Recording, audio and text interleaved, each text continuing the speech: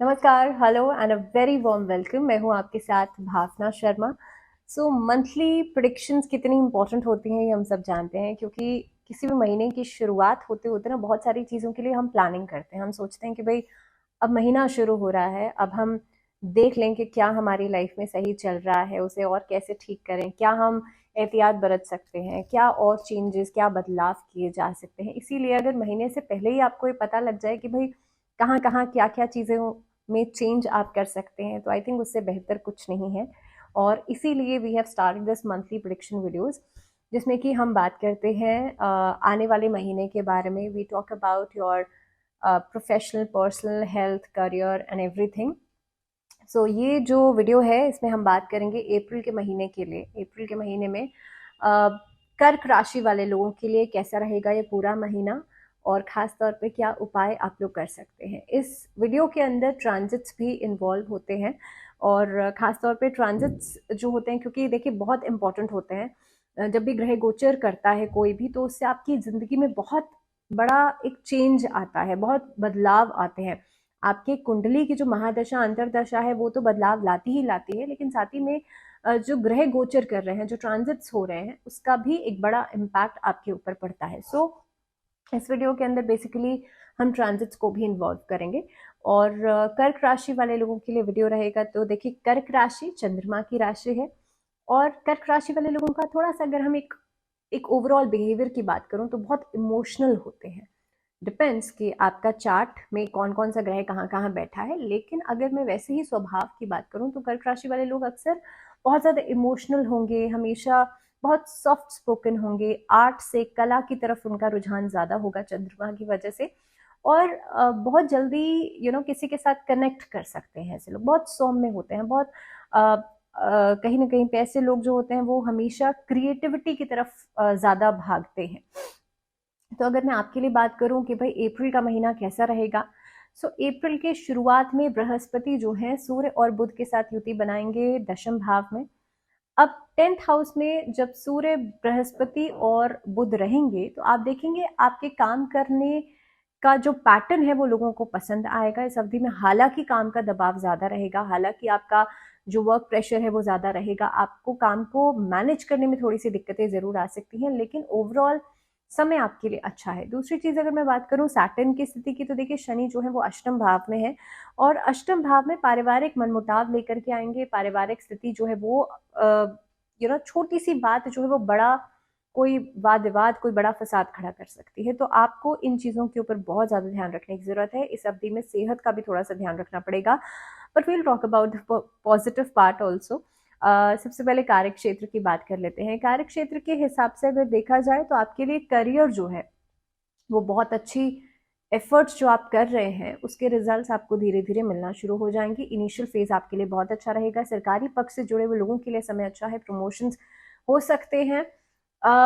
कर्क राशि वाले लोगों को खास तौर पर इस अवधि में पार्टनरशिप में अगर आप काम कर रहे हैं तो वहां से भी पैसा आएगा, वहां से भी आपको अच्छे रिजल्ट्स मिलेंगे। अगर व्यापार सोच रहे हैं कोई नया सेटअप करने के लिए तो आफ्टर 8 मार्च कीजिएगा। अगर आप कोई डॉक्यूमेंट साइन करना चाहते हैं, कोई कॉन्ट्रैक्चुअल काम करना चाहते हैं, फ्रीलांसिंग कर रहे हैं, तो उसके हिसाब से 15 तारीख तक आप उसे कर लीजिएगा। 15 तारीख के बाद दैट मीन्स लगभग लगभग, अगर मैक्सिमम टू मैक्सिमम बात करूं तो 20 तारीख तक कर लीजिएगा। अब अगर आप कोई बदलाव चाहते हैं तो उसके लिहाज से इस अवधि में आपकी कार्य कुशलता जो है वो देखी जाएगी, और काफी हद तक आपके जो उच्च अधिकारी हैं वो आपके काम से प्रभावित होंगे। दूसरी बात, इस अवधि में आप देखेंगे क्योंकि अष्टम भाव में शनि है, ये आपको नौकरी के अंदर दबाव जरूर देगा, नौकरी के अंदर प्रेशर जरूर देगा, जिसकी वजह से आप देखेंगे कि बिना वजह का ओवरबर्डनाइज आप खुद को करते हुए नजर आएंगे। खास तौर पर आपके जो वरिष्ठ हैं उनके साथ संबंधों में मधुरता आफ्टर 15 अप्रैल थोड़ी सी खराब हो सकती है, तो you have to be very much careful. तो देखिए, अगर मैं मंगल की स्थिति की बात करूं तो मंगल की स्थिति आपकी परफॉर्मेंस के ऊपर एक प्रेशर क्रिएट कर सकती है। परफॉर्मेंस को लेकर के आपका जो प्रदर्शन है उसको लोग बहुत तरीके से जज कर सकते हैं। तो आप जो भी करेंगे, जो भी आपकी प्लानिंग है, स्ट्रैटेजी है, एक्शन जो लेने वाले हैं, उसे बहुत सोच समझ के लीजिएगा। दूसरी बात यह है कि इस अवधि में 15 तारीख के बाद जो बृहस्पति की सिचुएशन रहने वाली है, जुपिटर जो है वो आपके काम में धीरे धीरे करके बदलाव लाना शुरू करेगा इन अ पॉजिटिव मैनर। तो आपके लिए धीरे धीरे करके राहत मिलनी भी शुरू हो जाएगी। आर्थिक स्थिति की अगर मैं बात करूं तो इसके लिहाज से इनिशियल फेज जो रहेगा उसमें धन संचय के बारे में सोचेंगे, लेकिन शायद कर नहीं पाएंगे। आप आफ्टर 15 अप्रैल आप पैसे को जोड़ते हुए नजर आते हैं, और ऐसी स्थिति में कहीं ना कहीं पे थोड़ा सा बेवजह का खर्चा हो सकता है फॉर अ वीक ऑल्सो। आपके लिए अगर मैं बात करूं तो 12वें भाव का स्वामी दशम भाव में स्थित रहेगा, जिसकी वजह से आप देखेंगे यात्रा का योग इस अवधि में बनता हुआ नजर आता है। तो इस अवधि में आप किसी ऐसे कार्य में निवेश नहीं कीजिएगा जहां पर आपको लग रहा है कि भाई आपको रिस्क उठाना पड़ सकता है। दूसरी बात, 15 तारीख के बाद जो व्यवस्थित करने वाली चीजें हैं वो ठीक होती हुई नजर आती हैं। इन्वेस्टमेंट प्लान्स आपके बेहतर होंगे, और कहीं ना कहीं पे आप इम्प्लीमेंटेशन के बारे में जरूर सोचेंगे। अगर मैं स्वास्थ्य के लिहाज से बात करूं तो कर्क राशि वाले जो जातक हैं उन लोगों को स्वास्थ्य की दृष्टि से ये महीना बहुत ज्यादा अच्छा मैं नहीं कहूंगी, क्योंकि इस अवधि में काम का बर्डन और खास तौर पर स्वास्थ्य से जुड़ी हुई अगर बहुत लंबे समय से अगर कोई समस्या चल रही है तो वो आपको परेशान कर सकती है। पंचम भाव का स्वामी मंगल यहाँ पर 12वें भाव में स्थित है, जिसकी वजह से आप देखेंगे शरीर में दर्द की समस्या, जिसकी वजह से स्वास्थ्य संबंधी ऐसी समस्याएं आ सकती हैं जो कि ऑल ऑफ अ सडन रहेंगी। दूसरी बात, सर्दी जुकाम और जो सीजन का नहीं है ऐसी समस्याएं जो हैं वो उभर सकती हैं। इस अवधि में डेंटल प्रॉब्लम्स, ईएनटी प्रॉब्लम से थोड़ा सा सतर्क रहिएगा। आपको कोशिश करनी चाहिए, अगर छोटी सी भी इशू होता है, छोटी सी भी प्रॉब्लम आती है, तो आप सेल्फ मेडिकेशन बिल्कुल नहीं करें, आप डॉक्टर से सलाह मशवरा जरूर कीजिएगा।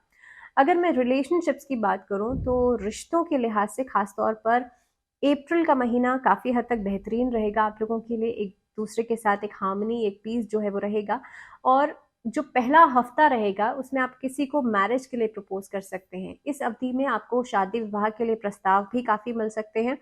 इस अवधि में आप किसी के साथ सेटल होने के बारे में सोच सकते हैं।